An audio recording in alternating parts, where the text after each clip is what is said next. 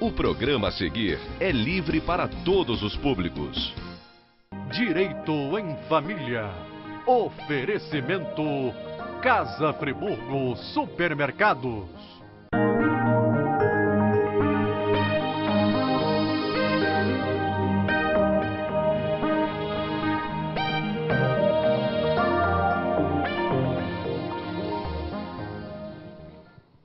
Olá, como vai? Tudo bem? Estamos dando início a mais uma edição do programa O Direito em Família.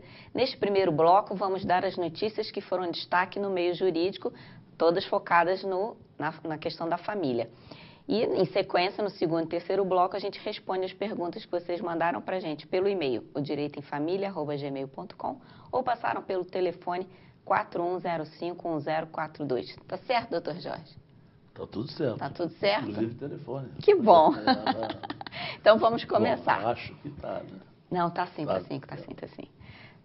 A primeira notícia vem do Tribunal de Justiça de Santa Catarina. Exoneração de alimentos, obrigação entre cônjuges, ex-cônjuges, diagnóstico de doença grave.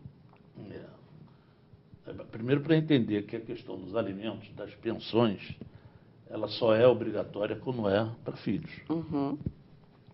Hoje não é muito comum o homem pensionar a mulher pensionar o homem. Tem esse direito, essa possibilidade, mas não é a coisa taxativa como os alimentos dos pais para os filhos. Nessa questão, o que se avaliou? A senhora está acometida de uma doença grave, essa doença faz com que impossibilita ela de ter uma vida normal, uma vida para disputar o mercado de trabalho.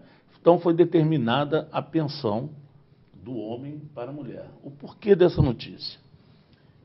É porque, mesmo ela estando acometida de doença grave, o que a gente sempre pensa o seguinte: as pessoas têm mania de imaginar que quando se tem uma pensão do homem para a mulher ou da mulher para o homem, vamos falar do homem para a mulher, que é o mais ainda é o mais comum. Que aquela pensão, se a pessoa já tiver uma certa idade, ela se torna vitalícia. Uhum. Não é verdade. É isso que quer dizer. O que eles colocam nessa questão? A mulher está fazendo tratamento, existe uma possibilidade, foi identificada uma possibilidade grande de melhora, de recuperação. Ela estando recuperada e apta ao mercado de trabalho, essa pensão ela pode ser mexida, ela pode ser discutida, ela pode ser retirada, vamos dizer, através de exoneração, através de uma revisão de pensão que diminua o valor. Tudo isso pode acontecer. É para as pessoas não terem em mente o seguinte: não, olha, já que deu a pensão, é para sempre. Não, existem vários motivos que fazem com que a pensão cesse. Um deles é a pessoa constituir uma nova família. Você constitui uma nova família, você já não tem mais a dependência. Imagina você casado com outra pessoa e tendo pensão do outro marido, vivo ainda, que pode ter constituído uma nova família também. Ele vai passar o resto da vida pensionando aquela ex-mulher? Não. Essa é uma das questões que faz com que a pensão possa ser exonerada. A melhora dela, a perspectiva dela é ter uma influência ou então entrar de novo no mercado de trabalho. As pessoas falam que a idade pesa em relação a isso. Evidentemente que pesa. Nesse momento, nós já estamos com esse programa, vai fazer 8 anos, então nós tivemos momentos maravilhosos. Hoje nós temos uma crise. Verdade. Então nós temos que analisar que nós estamos na crise, a dificuldade do mercado de trabalho é maior do que era.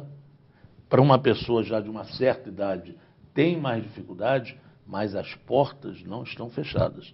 Então existe sempre a perspectiva da tentativa da pessoa ter uma ocupação, voltar a trabalhar, porque senão ela causa aquele que está pensionando o desejo de entrar com uma ação de exoneração.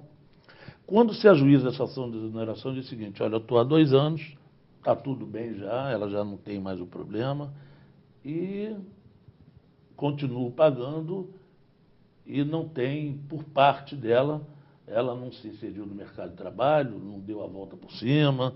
Aí existe a possibilidade de exoneração, porque entrar no mercado de trabalho hoje em dia não quer dizer que a pessoa tem que arranjar um emprego em algum lugar. Entrar no mercado de trabalho é você produzir o seu próprio sustento. E produzir o seu próprio sustento, muitas das vezes a gente está vendo aí. São 11 milhões de desempregados. Eu li uma reportagem dizendo que desses 11 milhões de desempregados, pelo menos 70% deles, com o futuro aquecimento do mercado, que não vai ter, viu? Fique tranquilo que não vai continuar sempre assim, não. Com o futuro aquecimento do mercado, essas pessoas se estabeleceram de tal forma numa atividade econômica, seja fazendo alimentos, vários tipos de empreendimentos, devido à criação de cada um, à criatividade de cada um, que não querem mais ser empregados de ninguém. Eles querem ser microempresários, pequenos empresários. Então, existe a possibilidade dessas pessoas que têm já uma idade avançada, vamos supor, 60 anos de idade, delas se inserir no mercado de trabalho, não arrumando um emprego, e sim criando uma forma de próprio sustento, que hoje em dia é muito possível, devido a gente sabe disso. Todo dia nós temos uma novidade em cada lugar. Então, o problema da pensão entre cônjuges é uma exceção, não é uma regra. É isso que essa jurisprudência está trazendo para a gente. Muito bem, doutor Jorge. A próxima notícia vem do Tribunal de Justiça do Rio Grande do Sul. Suprimento judicial de idade núbil, gravidez, direito à infância e juventude, inviabilidade. Isso está meio complexo, né? O vocabulário aqui. Idade núbil, né? Idade de adolescente, idade geralmente, legalmente, abaixo dos 16 anos de idade. A gente sabe que, muitas das vezes, para casar com 16 anos de idade, que é a idade núbil, você vai ter que ter autorização dos pais. Uhum. Que é mais ou menos esse caso. Autorização dos pais para você casar ou para você constituir uma união estável.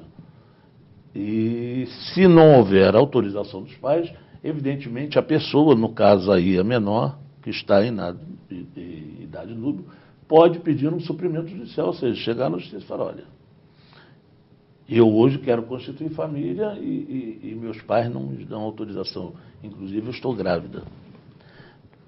Existe essa possibilidade? Claro que existe. Os pais não darem autorização e o juiz autorizar. No caso aí, foi inviável, o juiz não autorizou.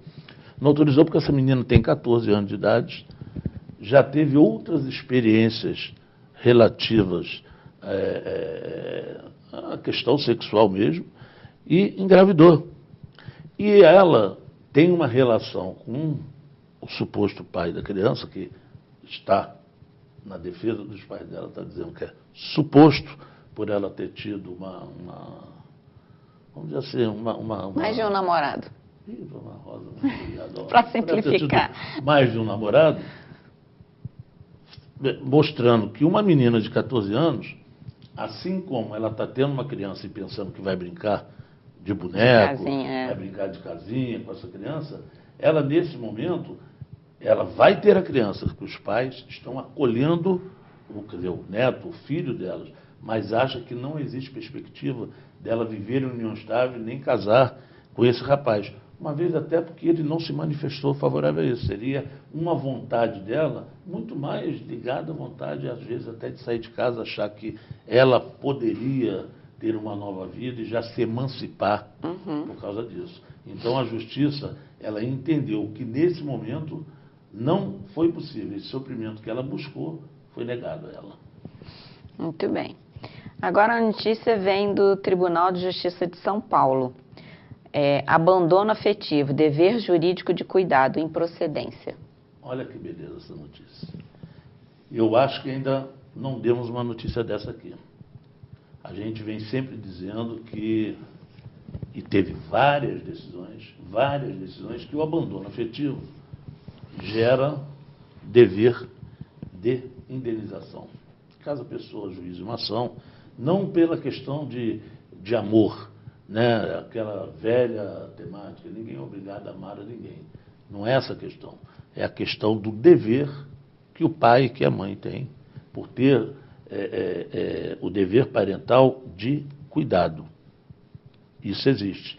Então, quando a pessoa ajuiza uma ação por dano moral, ou então por um dano sofrido, por falta de afeto, por falta de amor, ela se baseia na questão do cuidado que deveria ter tido o pai com ela, a obrigação de ter cuidado dela, a obrigação de ter que estar presente na vida dela. Essa é uma obrigação que, evidentemente, facilita, né, a convivência, facilita o amor, né?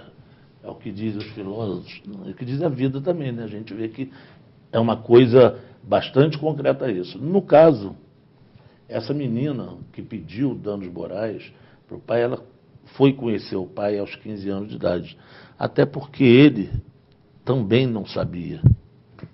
Então, ela foi informada pela mãe que tinha o pai, o pai é esse. Ela começou a ter um relacionamento com o pai, e pior, a partir dos 15 anos de idade, a situação financeira dele é difícil, mas mesmo sem ter uma decisão judicial para aquilo, ele começou a ajudar a ela, a ajudar a pagar os estudos, ajudar em formas de pensão, em forma de obrigação alimentar. E ela ajuizou a ação, dizendo que até os 15 anos de idade, ele não estava presente na vida dela. Até os 15 anos de idade, ele não exerceu o poder parental no sentido de cuidar, ter as obrigações inerentes à questão da paternidade. A justiça entendeu que ele não poderia fazê-lo, até porque não sabia que tinha filha. Ele não abandonou porque ele não sabia que tinha alguém para abandonar, justamente, né? Então, o que se fala em relação a isso? As nossas notícias aqui são notícias positivas no sentido de ver aquelas pessoas que sempre entram pedindo um dano moral por ter sido abandonada afetivamente. Até hoje, até eu conheço, estou conhecendo esse caso aí, a maioria das vezes elas têm um resultado positivo, porque a maioria das vezes acontece. Já falamos aqui vários exemplos disso. Verdade. Né? Mas que existe a relação de pai saber que é pai, de filho saber que é filho e não ter tido o dever necessário cumprido por parte desse pai. Aí existe a possibilidade de indenização. Nesse caso, a justiça negou. Então, eu trouxe essa notícia aqui para mostrar o seguinte: não é uma situação matemática a justiça. Não é ajuizar ações que vai ter resultado positivo. Essas ações têm que ter uma análise judicial, uma análise social a respeito do caso.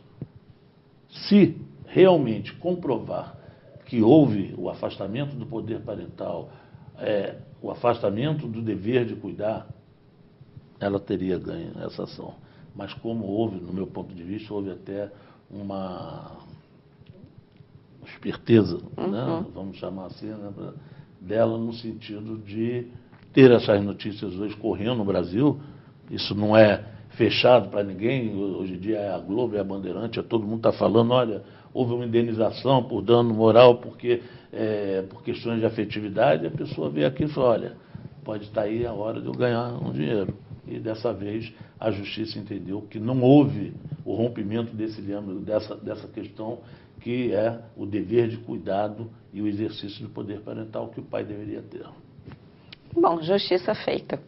Que ótimo. Não é? É verdade. Superior Tribunal de Justiça diz: destituição do poder familiar, abandono afetivo, possibilidade. Botei ao contrário. Sim. Não houve ainda, né? A gente não sabe. Uma ação para indenização a respeito do abandono afetivo, mas houve uma ação aonde se pede a destituição do poder familiar, aquilo que o pai e a mãe têm em relação aos filhos e aquilo que os filhos têm que ter em relação aos pais. Houve a prova do abandono do poder familiar do pai, que não exerceu, e da mãe. O que houve aí? A criança, foi feito isso para a destituição do poder familiar, para que essa criança fosse adotada.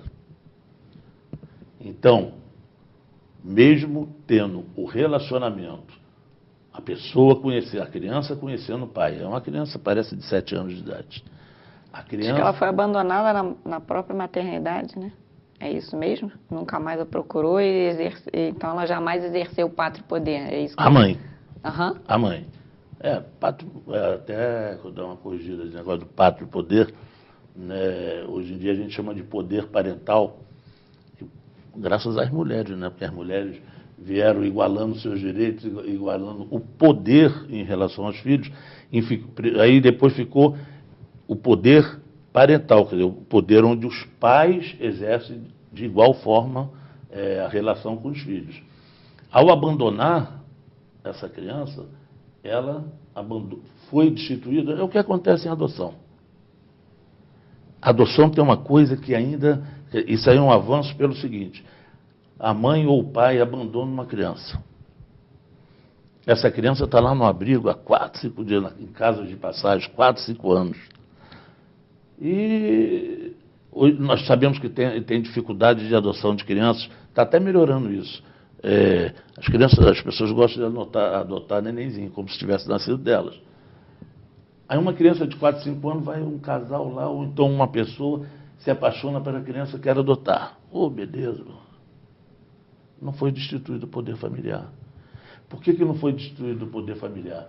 Porque muitas das vezes se conhece até os pais, se conhece a mãe, mas não foi destituído, porque existe um trabalho no sentido de insistir, muitas das vezes desnecessário, do meu ponto de vista, que esse abandono cesse, ou seja, que a criança volte para a família biológica. O que dificulta muito, olha, a criança já tinha 4 anos, está precisando de um lar, mas ainda existe a tentativa de voltar para a família biológica quando tem um casal ou às vezes uma pessoa interessada em adotar ela. Essa criança, como ela não teve o poder familiar destituído, ela ainda está ligada aos pais biológicos. Então, você fica impedido de promover o processo de adoção. Você pode até promover, mas você vai depender da destituição do poder familiar. Os juízes, eles fazem isso. Então, uma vez por semana, por exemplo, o juiz da vara de família aqui, sei lá se uma vez por semana, estou sendo liviano, ele de quando em quando ele está na casa de passagem para promover a destituição do poder familiar de algumas crianças. Isso é o normal. Aqui, nesse caso, a criança, como ela foi abandonada, houve a possibilidade de adoção imediata, ou seja, rápido. A justiça entendeu que mesmo que a mãe fosse uma mãe facilmente localizável, ou seja, e foi, porque tem que intimar, tem que citar a mãe, mas que ela fez corpo mole em relação a assumir ou não, ou também a aceitar a adoção por parte do casal que queria adotar, a justiça passou como um trator, destituiu o poder familiar, porque ela não tinha cumprido até então, e tirou a dúvida da cabeça dela: será que eu fico ou não fico? Então a justiça falou: não fica, porque tem gente que quer ficar, tem gente que quer adotar, que tem muito mais condições hoje de promover a felicidade e a segurança daquela criança.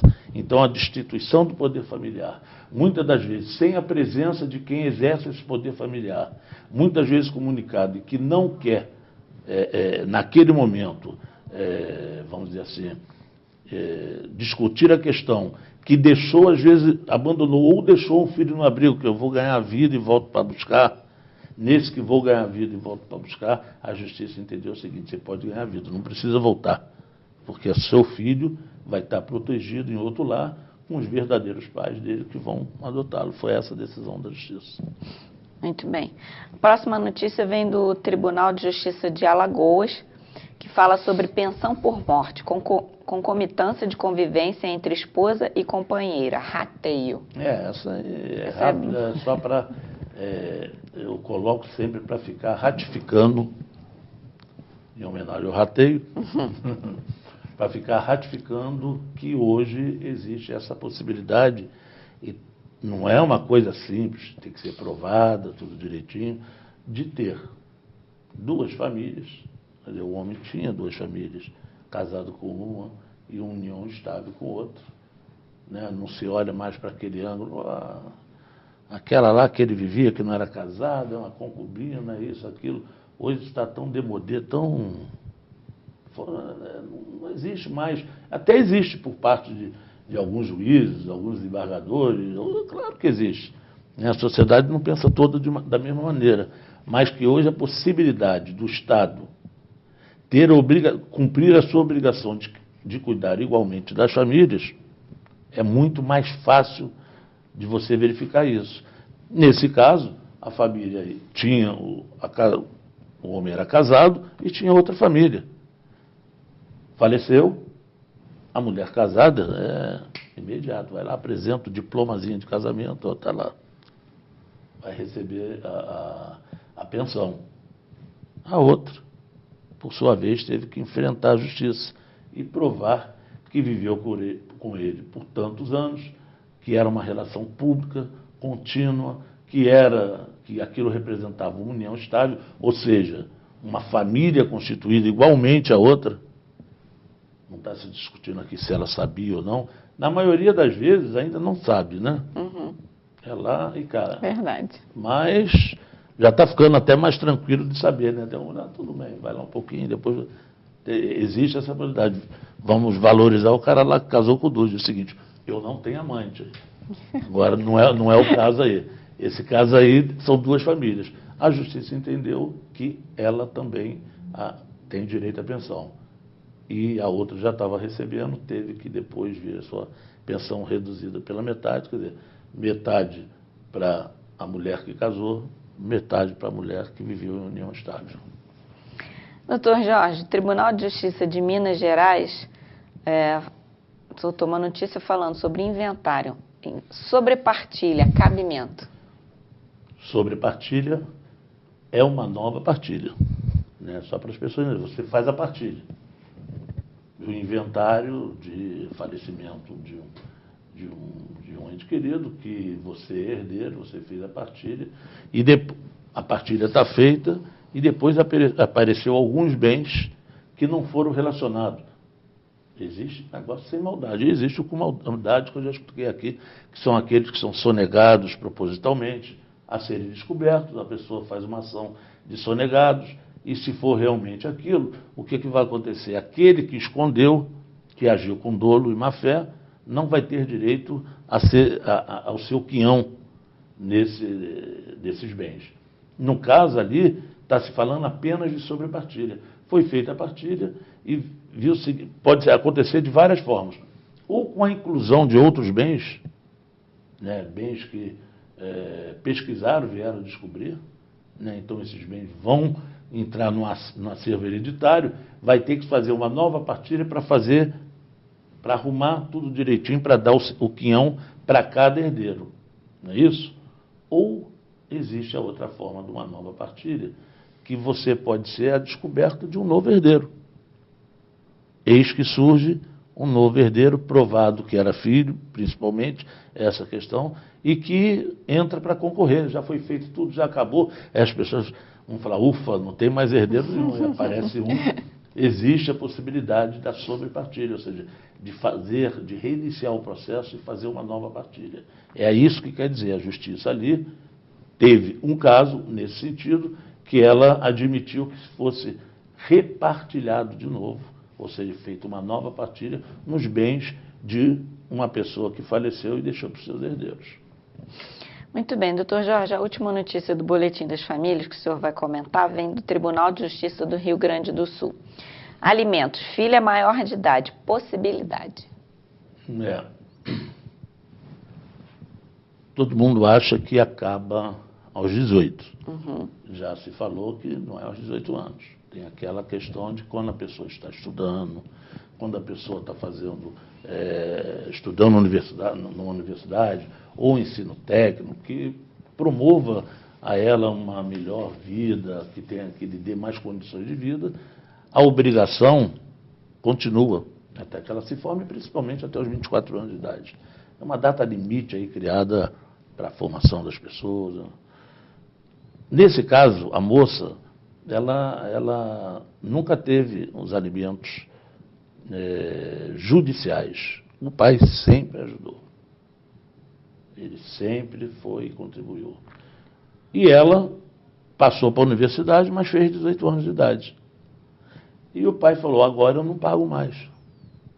Deve ter conversado, papai, mas eu preciso de dinheiro para estudar, o senhor me ajuda de uma certa forma, não sei se é essa. Inclusive, a fundamentação lá da apelação que ela fez está dizendo que ela não queria nem tudo aquilo que ele dava antes, queria uma parte, porque ela ia também trabalhar durante a universidade, porque ela estava fazendo um curso que permitia isso. Ele se negou dizendo que a obrigação dele já tinha se encerrado aos 18 anos. Ela ingressou na justiça, provou que, disse inclusive que ele sempre pagou e que não queria mais pagar, e agora ela estava precisando porque ela ia cursar a universidade. E que nunca teve preocupação com isso, porque nunca precisou entrar na justiça para que ele cumprisse a obrigação, mas agora estava fazendo. A justiça entendeu que era dever dele.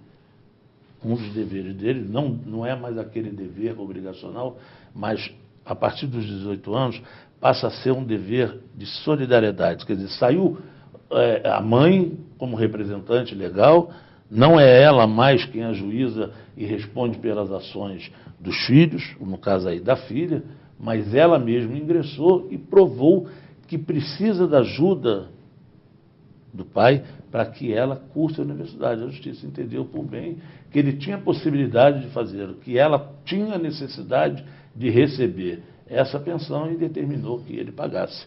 Quer dizer, a partir dos 18 anos não foi mais uma coisa de pleno entendimento entre eles, de conversa, ele sempre ajudou, sempre pagou, parou de pagar, ela conseguiu na justiça e agora vai cursar a sua universidade com tranquilidade. Muito bem. Doutor Jorge, a gente vai para o intervalo agora e volta daqui a pouquinho com o segundo bloco do programa Direito em Família. Até já.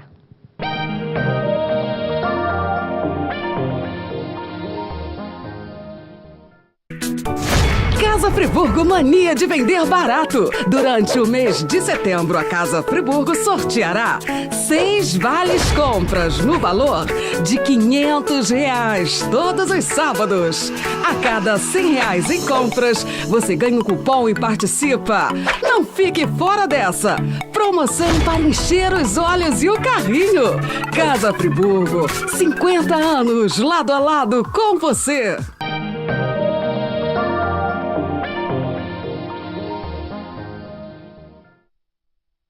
Segundo bloco do programa Direito em Família, a partir de agora a gente responde as perguntas que vocês mandaram pelo e-mail, o direitoemfamilia@gmail.com, ou passaram pelo telefone 41051042. Doutor Jorge, a nossa primeira pergunta diz o seguinte: recebi intimação para pagar 4 salários de pensão a 2 filhas. Não concordo com os valores. O que devo fazer? Você pode recorrer, né? Tem um recurso próprio. Para isso você pode recorrer. Agora você recebeu essa intimação e deve ter uma audiência marcada. Hoje é muito perto, quer dizer, o juiz determina, isso aí deve ser alimentos provisórios, ele determinou aí 2 salários mínimos para cada filho. Ele deve ter marcado a audiência, e nessa audiência vai se discutir, tentar se conciliar. Eu não sei se já está dentro do novo Código de Processo Civil, que agora, dentro do novo Código de Processo Civil, a audiência de conciliação, ela já se convola, já se torna, depois, audiência de ação e julgamento. Se você não tiver acordo, já vai para julgamento. Mas muitos juízes ainda estão mantendo alguma, se o processo antes do Código, faz uma audiência de conciliação, depois marca audiência de ação e julgamento. Nessa audiência, o senhor vai tentar expor os seus motivos que não pode pagar isso. Me parece que é essa a preocupação. Pagar, o senhor vai pagar. Tu está achando demasiado devido às suas possibilidades. Então, o senhor vai ter que provar que não tem possibilidade de arcar com esse custo. Mas até a audiência, o senhor tem que pagar, porque senão o senhor pode ser executado. Existe essa possibilidade. Enquanto ele recorre, não adianta, tem que pagar. Tem que pagar. A não ser que nesse recurso que ele faça, o senhor pode fazer. Recebeu, faz imediatamente o recurso, mesmo vai ter que contestar também lá para a audiência, mas o senhor recorre e o senhor pede uma coisa que chama efeito suspensivo, né, para ver, mas que efeito suspensivo do valor, às vezes, você pode pedir, não do todo, você não pode pedir efeito suspensivo de uma obrigação alimentar para um filho. Não vai ficar sem dar, não, mas pode pedir desse valor, propor um valor que pague para que seja discutido. Isso, através do recurso, pode ser feito. Só que o que vem acontecendo é que as audiências de conciliação ocorrem mais rápido do que o recurso, que é a resposta do recurso. O que não inviabiliza, porque o senhor pode, na audiência, também não obter resposta sobre aquilo, não teve sucesso a conciliação de vocês, e os juízes ficam meio que... É meio problemática a situação de você dar uma sentença com um recurso. Vamos supor que o juiz mantenha a decisão. E existe um recurso a ser julgado e que esse recurso diga que tenha que diminuir. Vale o recurso. Então, o recurso sempre é bem-vindo. Bem-vindo, não o recurso que o senhor está tentando protelar alguma coisa. Se for realmente um recurso, quer dizer, uma situação que foi determinada, que vai de encontro à sua real possibilidade. Se o senhor acha que é muito mesmo, e tendo possibilidade, espera a audiência. Ou se o senhor acha que é muito e não tem possibilidade, foi dito coisas ali, que hoje são inverídicas, porque é muito simples, né? Você entra com uma ação de alimentos e diz, olha, a pessoa, próximo empresário que faz isso, faz aquilo, hoje em dia, próximo empresário, você tem que começar a catar, né? Principalmente o médio empresário. Então, uma situação que era de uma maneira, hoje se apresenta de outra. Então, se essa decisão for uma decisão que ultrapassou a sua capacidade de prestar a ela, ou seja, de pagar aquilo que ele for obrigado, o senhor entra com recurso imediatamente. Mas o senhor vê o seguinte, eu posso, só o que está sendo pedido está além da necessidade dos meus filhos. Existe alguma coisa aí, eu desconfio, ela está querendo ficar com parte do dinheiro, não precisa daquilo tudo. Existe isso? É claro que existe. Então, se for isso, o senhor pode suportar pagando 1 ou 2 meses, o senhor leva suas provas concretas, dizendo, primeiro, que não tem essa possibilidade, e segundo, que seus filhos não têm aquela necessidade que foi determinada pelo juiz. Soma lá, é colégio daqui, é judô, é escolinha, é balé, é lazer, é comida, é remédio, é tudo, somou 2 salários mínimos. Por que 4? Né? Então, o senhor tem essa possibilidade. Se tiver condições, espera audiência. Se for uma coisa que está tirando a sua capacidade, quer dizer, de possibilidade de contribuir, você não tem aquela condição, você entra com recurso pedindo também, até que ocorra audiência, um efeito suspensivo. Não é simples de conseguir, não. Muito bem, doutor Jorge. Próxima pergunta. A mãe da minha filha diz que vai me botar na cadeia se eu não acertar com ela no próximo dia 15. Disse a ela que pode fazer, não tenho como pagar e com certeza não seria preso por isso. Posso ser preso? Não, claro que pode, né? Mas acertar o que depende da dívida dele, né? Se estiver devendo nos últimos 3 meses, ela vai ajuizar uma ação. Essa ação, pelo novo código, aí todo mundo fala, mudou agora, não é nada disso, né? Mudou, melhorou, por uma coisa que eu vou dizer aqui que acrescentou. Nessa ação, se até o dia 15 o senhor não pagar, possivelmente ela está dizendo que vai botar na cadeia.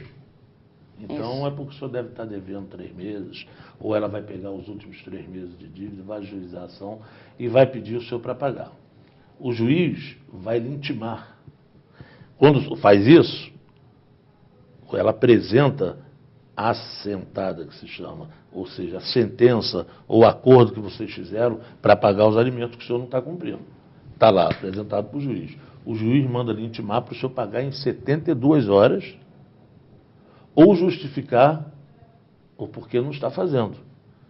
Essas justificativas, elas podem provocar uma situação no juiz de falar o seguinte, vou marcar uma audiência. É muito raro. Porque você pode não pagar o todo, você pode, se você não está conseguindo, você pode entrar com uma revisão de pensão e tentar, você não pode deixar de pagar. Porque você, ao deixar de pagar, você está deixando de alimentar crianças. Quando vier a justificativa, que da maioria das vezes não são aceitas, o juiz, ele determina a prisão, então eles pedem mandado de prisão. Além de fazer isso, a coisa nova do Código agora, ele negativa o seu nome. Ele pode negativar na sentença o seu nome.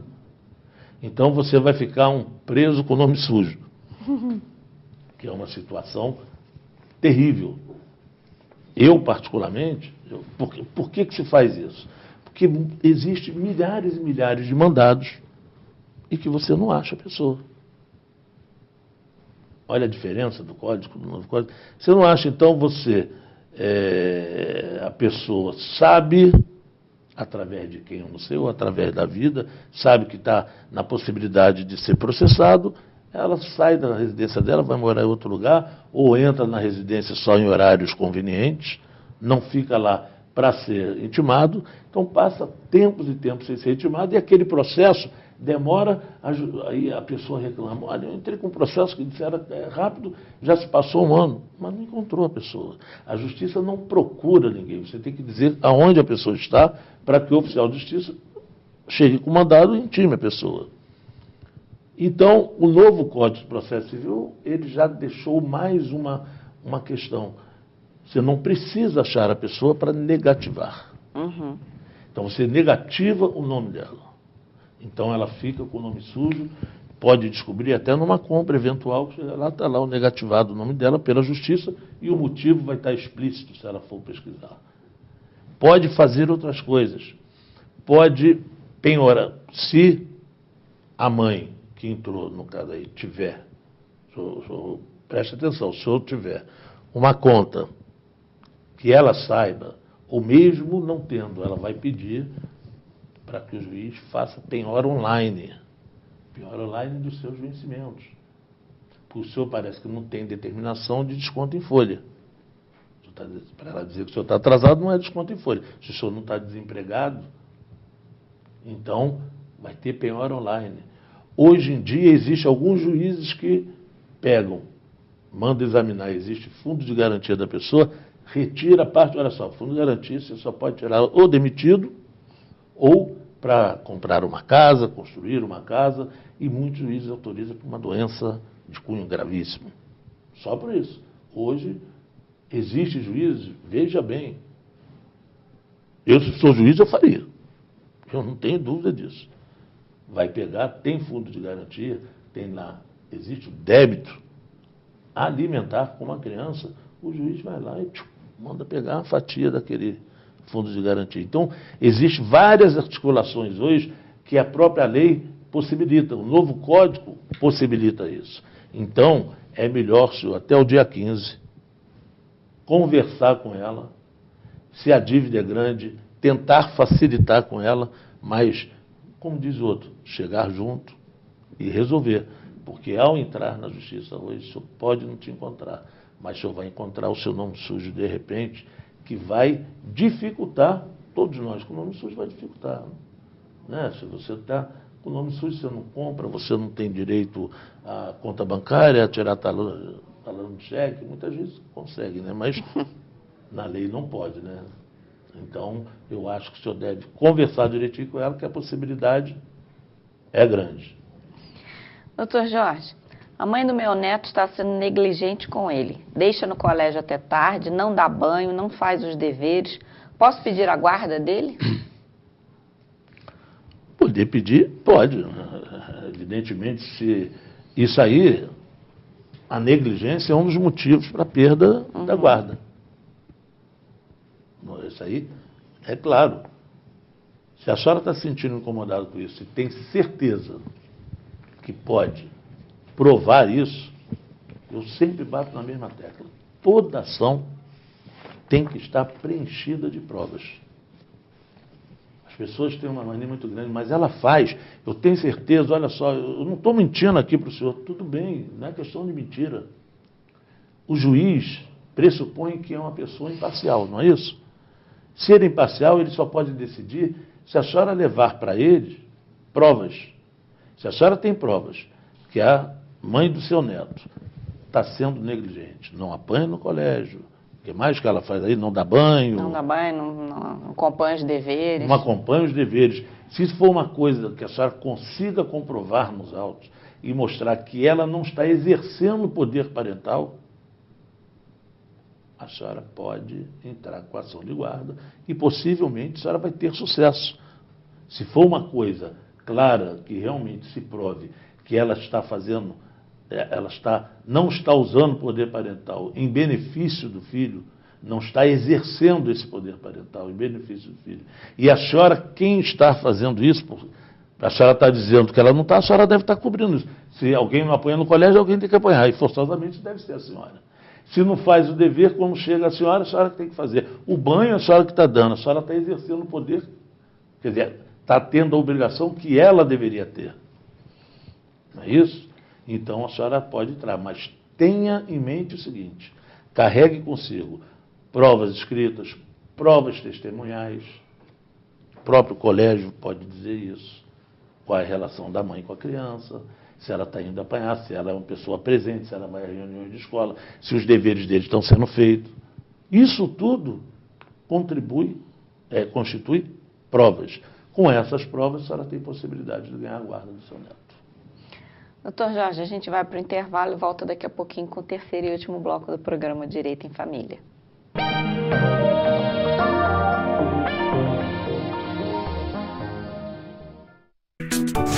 Casa Friburgo Mania de Vender Barato. Durante o mês de setembro, a Casa Friburgo sorteará 6 vales compras no valor de R$500 todos os sábados. A cada R$100 em compras, você ganha um cupom e participa. Não fique fora dessa. Promoção para encher os olhos e o carrinho. Casa Friburgo, 50 anos lado a lado com você.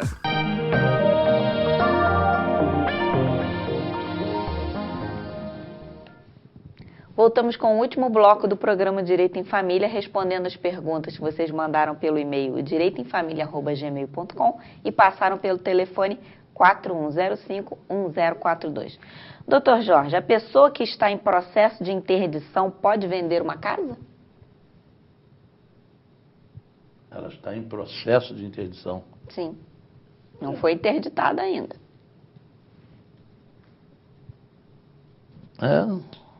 Depende. Não, é uma coisa complicada. Olha só, ela está em processo de interdição. Ela vai ter que pedir autorização ao juiz. Porque existe ali um conhecimento a ser feito. Qual é o conhecimento a ser feito? Se a pessoa tem que ser interditada mesmo ou não. Existe esse processo de interdição. Veja bem, você vai vender uma casa no cartório, o tabelião, o escrivão, ou a pessoa que vai comprar não sabe se você está interditado. Mas para vender a casa, só se for secretamente. Ah, doutor Jorge, você deixa eu fazer uma graça? Faz quantos quiser. Então, se a pessoa tem processo de interdição e ela pode ser interditada e aí ela não poderia vender os bens... Tem que vender logo escondido. Não, ou a gente faz um paralelo com o processo de impeachment com o Eduardo Cunha réu. Ele já era réu quando ele resolveu botar o processo de impeachment para andar, né? Então, de repente, né, o que o senhor falar para o processo de interdição valeria também para o Eduardo Cunha, né? Mas você não está querendo dizer com isso que o Valdívio Maranhão estava certo. Não seria isso, né? Não vou entrar nesse mérito, não. Eu entendi. Eu só quis fazer uma graça. Eu também acho, né? A gente pode até debater sobre isso. Mas é um pouco parecido. Realmente é um pouco parecido. Tem um processo de interdição. O processo de interdição não vai para o cartório. Estamos em processo. Esses imóveis todos estão... A pessoa está sendo interditada. Nada disso. Então, eu posso vender, evidentemente, que o comprador vai ter um risco sem saber. Se ele for comprador de boa-fé, né, vai ser uma complicação futura, porque quem está pedindo a interdição está dizendo que a pessoa está incapaz para gerir seus atos normais da vida e descobre, depois, falou o seguinte, está interditado, vamos cuidar dos bens, mas foram todos vendidos durante o processo. As pessoas que compraram vão ter uma dor de cabeça doida, mesmo que seja de boa fé, não estão sabendo de nada. Por quê? Provou-se que a pessoa tinha que ser interditada mesmo, que ela não tinha capacidade de fazer, de praticar aquele ato e praticou. Isso vai dar um melê doido. Existe a possibilidade de venda? É uma coisa... Existir possibilidade de venda se tivesse tudo certinho. Aí eu vou responder como advogado, não pensando na questão da lei. Eu, se sou advogado da senhora que está me perguntando, do senhor, eu ia falar o seguinte, olha, não pode. Não pode porque vai dar problemas futuros. É que nem você chegar, você tem... Todo mundo faz, eu sei disso. Estamos discutindo inventário não anda, aí você vai e vende uma casa, recebe por ela e faz uma promessa particular, um documento particular, dizendo o seguinte, ao final do inventário, eu vou passar a casa para você. Aquilo ali tem validade? Claro que tem. Um instrumento de boa-fé, um contrato, isso é claro que tem uma validade. Não é a validade dos deuses, não, mas tem validade, que vai possibilitar uma situação de boa-fé que vai ser discutida na justiça. Mas tem uma coisa que antecede a isso. Eu estou vendendo uma casa que não foi feito inventário, porque eu não sei se aquela casa tem dívida. Eu estou vendendo uma casa se eu não sei de quem herdei aquela casa, se ele deixou dívidas que superam o valor daquela casa e de outras mais. Então, é um risco se comprar numa situação dessa.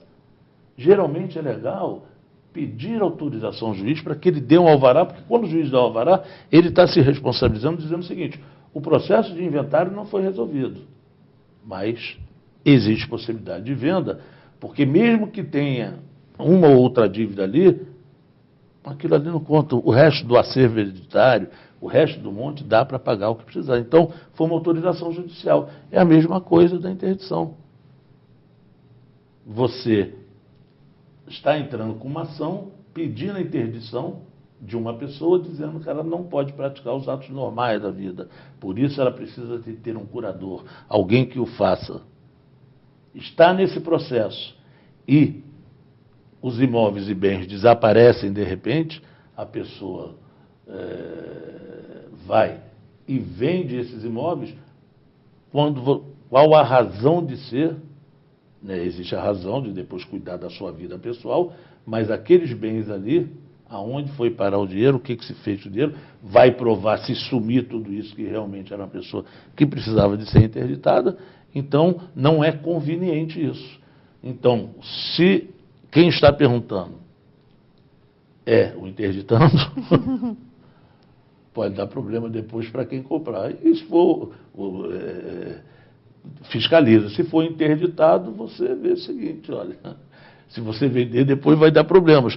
E como, esse é o problema, como interditado vai estar... Está nem aí, né? Está nem aí, vai ter a briga. Então, eu acho que a possibilidade, quando se faz um processo de interdição, para ser bem feito, se lista tudo aquilo que tem e pede um bloqueio até que isso seja determinado, para evitar essa possibilidade. Porque se você não disser o que tem, quanto recebe de pensão, como vai ser, o bom é se fazer isso. Doutor Jorge, sou casada e tenho 2 filhos, um de 9 e um de 11 anos. Moramos em casa própria comprada por nós. Temos 2 carros e um bangalô.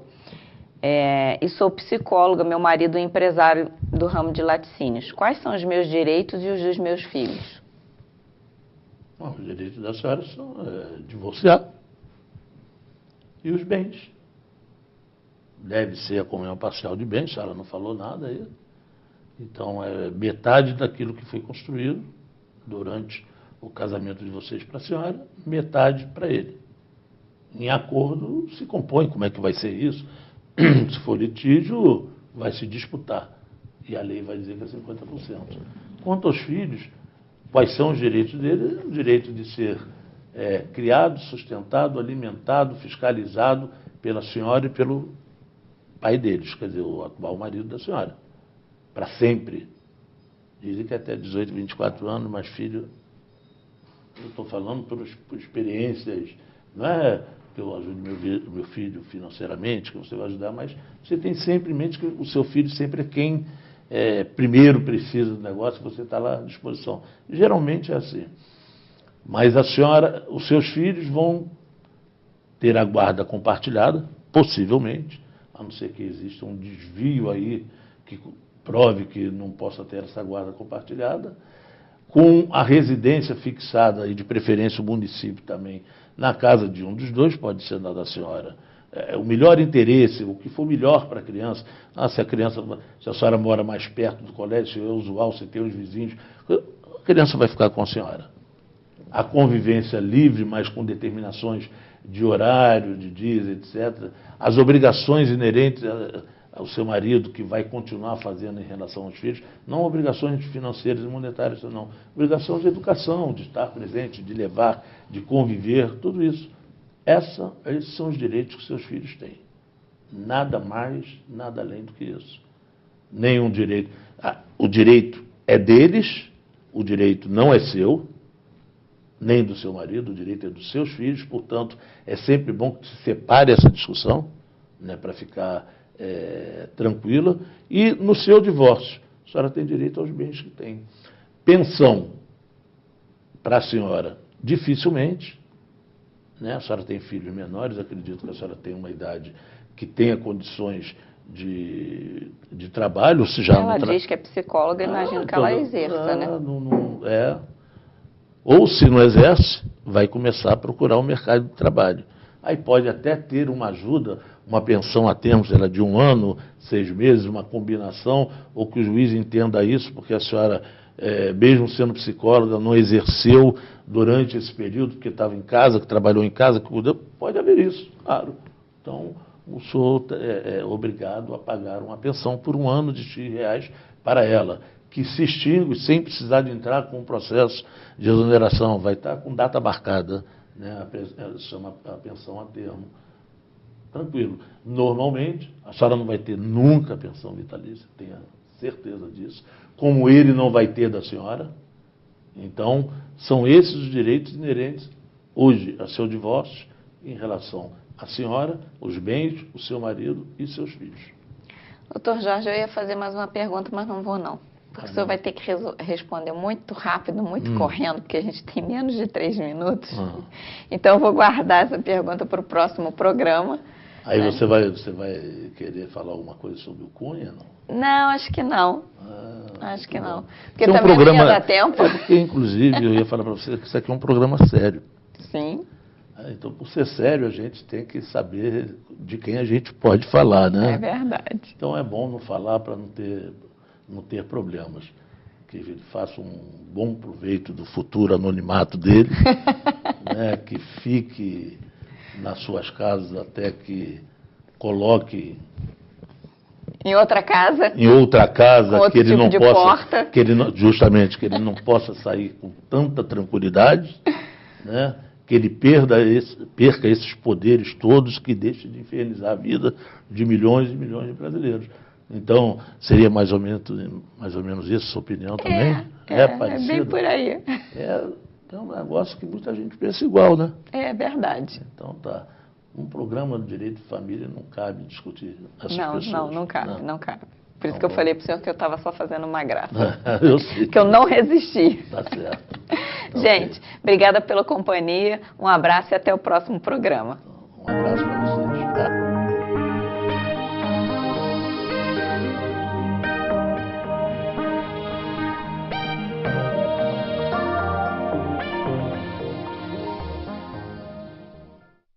Este e outros programas você assiste no aplicativo TV Zoom.